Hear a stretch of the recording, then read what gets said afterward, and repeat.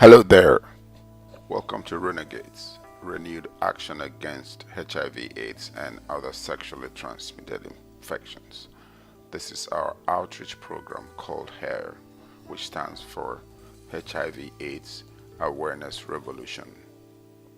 Today, we'll be discussing about other STIs like viral hepatitis, LGV, Mycoplasma genitalium, Pubic Lice, and Scabies.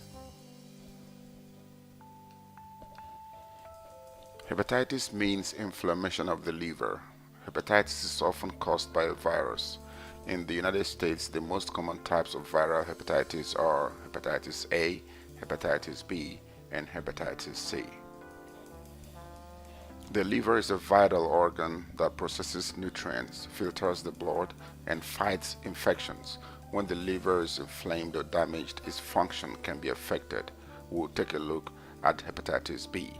Hepatitis B can range from mild illness lasting a few weeks to a serious lifelong chronic condition.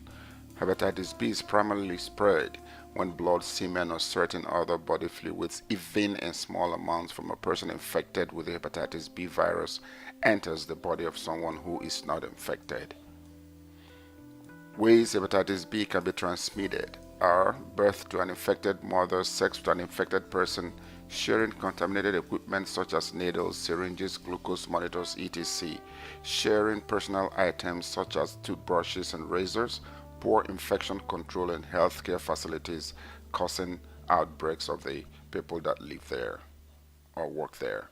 Is there a cure for hepatitis? Acute hepatitis has no available medication. Chronic hepatitis needs regular monitoring for signs of liver disease or progression. Some patients are treated with antiviral medication. Now we move to lymphogranuloma venereum, LGV, a sexually transmitted bacterial infection. LGV is a long-term chronic infection of the lymphatic system. It is caused by any of the three different types of bacteria, Chlamydia trachomatis. But this is not the same bacteria that causes chlamydia. What are the symptoms of LGV? They include blood in the stool, blood or pus from the rectum, diarrhea, drainage through the skin from lymph nodes in the groin, fatigue, fever, headache. Some more symptoms are lower abdominal pain, open sores in the genital area, painful bowel movements, skin rashes, small painless sore on the male genitals or in the female genital tract, swelling and redness of the skin in the groin area. There are some more symptoms which may be swelling of the labia, swelling of the lymph nodes and the groin area. Occasionally, LGV can cause symptoms in the joints, lungs, liver, and the nervous system. The good news is that LGV can be treated.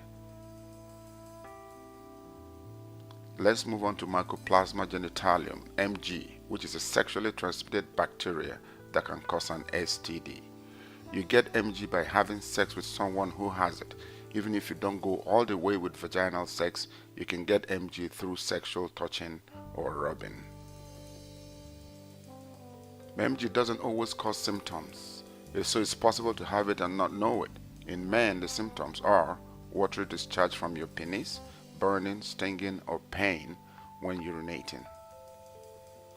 MG symptoms for women are discharge from the vagina, pain during sex, bleeding after sex, bleeding between periods, pain in the pelvic area below the belly button.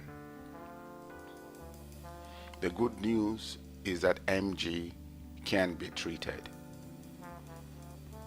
Next, we talk about pubic lice infestation, usually spread through sexual contact. Pubic lice are usually found attached to hair in the pubic area, but sometimes are found elsewhere in the body where hair grows, like eyebrows, eyelashes, beard, mustache, chest, armpits, and so on.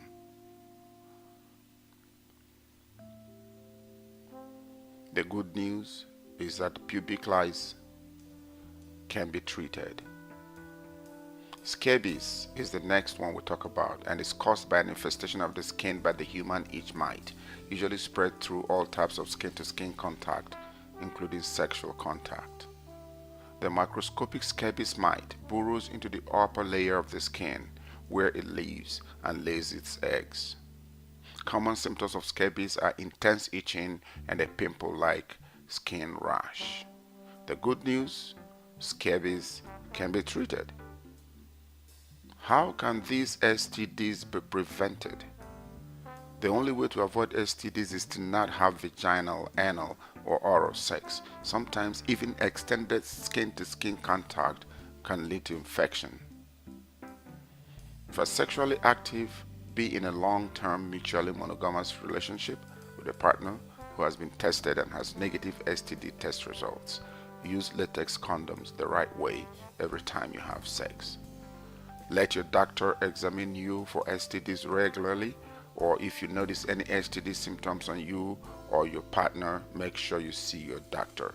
Some STDs can be treated, but there are some that can't, but can be managed if detected on time. So always remember, prevention is better than cure. So get tested and avoid risky sexual behavior. For more information, go to our site at renaghaids.org and look for the resources over there. Now you have the information on these STDs. Tell the world. Spread the news to others. You can save thousands, if not millions of lives by just doing that. Thanks for watching. I see you again in the next episode.